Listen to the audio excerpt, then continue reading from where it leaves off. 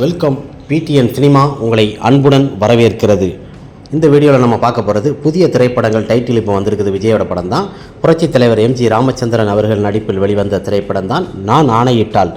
இந்த திரைப்படம் 1966ஆம் ஆண்டு சாணக்கியன் மற்றும் பலர் இந்த திரைப்படத்தில் நடிச்சிருப்பாங்க. புரட்சித் தலைவர் எம்ஜி ராமச்சந்திரன், சரோஜா தேவி, கே ராஜா மற்றும் பலர் நடிச்சிருக்கும் இந்த திரைப்படம். ஆர்.எம். வீரப்பன் அவர்கள் இந்த திரைப்படத்தோட கதையெல்லாம் எழுதியிருப்பார். இந்த திரைப்படம் மிக அருமையான ஒரு திரைப்படம், மிக அருமையாக ஒரு வெற்றி படமாக அமைந்த ஒரு சிறந்த ஒரு திரைப்படம். இந்த திரைப்படத்தை டைட்டில் மையமாக வச்சு தான் இப்போ விஜயும் வந்து புரட்சித் தலைவர் எம்ஜி ராமச்சந்திரன் அவர்கள் பாணியில் விட்டுருக்குறாங்க. அடுத்த திரைப்படமாக மக்கள் ஆணையிட்டால் 1988ஆம் ஆண்டு கேப்டன் விஜயகாந்த் அவர் நடிப்பில் வெளிவந்த திரைப்படம்.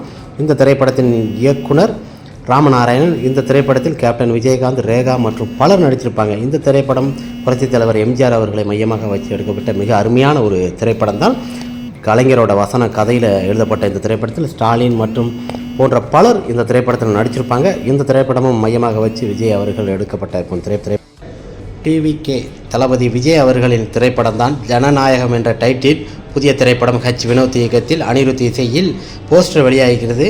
இது ரசிகர் மத்தியில் மிகப்பெரிய ஒரு பரபரப்பை ஏற்படுத்தியிருக்கிறது. இருந்தாலும் புரட்சித் தலைவர் எம்ஜி ராமச்சந்திரனை போலவும் கேப்டன் விஜயகாந்த் ஒரு பாணியிலும் அந்த சாட்டையை அப்படியே சுற்றுற போல ஒரு சீனு, காரில் நின்று ஃபோட்டோ எடுக்கிற சீன்லாம் பார்த்தீங்கன்னா நெய்வேலியில் எடுக்கப்பட்ட அந்த ஃபோட்டோ புகைப்படத்தை இது பண்ணியிருக்காங்க. ரசிகர் மத்தியில் ஒரு பரபரப்பை ஏற்படுத்தியிருக்குது. 2026 எலெக்ஷனில் நிற்க போகிறாரு. ஒரு பரபரப்பை ஏற்படுத்தப்படுது ஜனநாயகம். கேப்டன் டிவியில் ஒர்க் பண்ணுற அவங்களோட டைட்டிலையும் போட்டிருக்காங்க. மிகப்பெரிய ஒரு அருமை. இருந்தாலும் கேப்டன் விஜயகாந்த் புரட்சித் தலைவர் எம்ஜிஆர் அவர்கள் வழியில் ஜனநாயகம் என்ற படத்தோட டைட்டில் வச்சிருக்காரு.